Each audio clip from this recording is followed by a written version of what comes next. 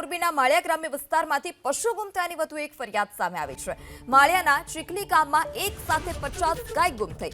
મુસ્તાક લેધાણી અને તેના પિતા આમીન લેધાણી સામે ગુનો દાખલ કરવામાં આવ્યો છે।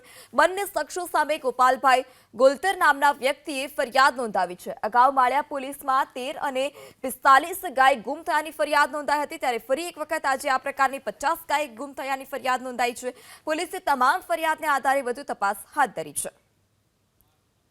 વધુ માહિતી સાથે સંવાદદાતા પાર્થ ફોન લાઈનથી જોડાઈ ચૂક્યા છે। જે પાર્થ, અગાઉ 13 અને 45 પશુઓ ગુમ થયાની ફરિયાદ, આજે ફરી એક વખત આ પ્રકારની ફરિયાદ મળી છે, શું વધારે વિગત?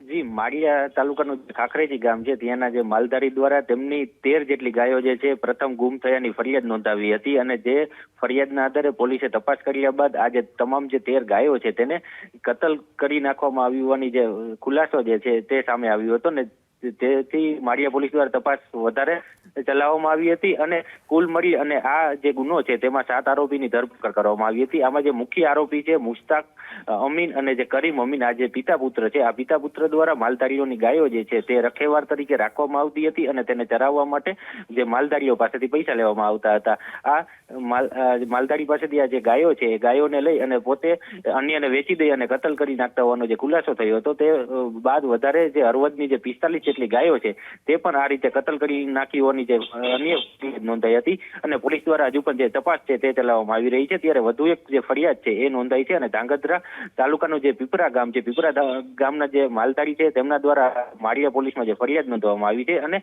તેમની અને અન્ય એક માલધારીની કુલ મળી 50 જેટલી જે ગાયો છે તે ગુમ હોવાની જે ફરિયાદ છે તે નોંધવામાં આવી છે। અને આ જે બંને પિતા પુત્રને આ જે ગાયો વિશે અવારનવાર જે પૂછવામાં આવતું હતું, ત્યારે આજે બંને પિતા પુત્ર દ્વારા એવું કહેવામાં આવતું હતું કે આ જે ગાયો છે તેમને જંગલ વિસ્તારમાં ચાલી ગઈ હોય અને જેથી પરત ન આપતા હોવાનું જે ગુણગાન છે તે ગાતા હતા, અને હાલ જે માળિયા પોલીસ દ્વારા વધારે તપાસ હાથ ધરી અને બંને સામે કાર્યવાહી કરવામાં આવી રહી છે।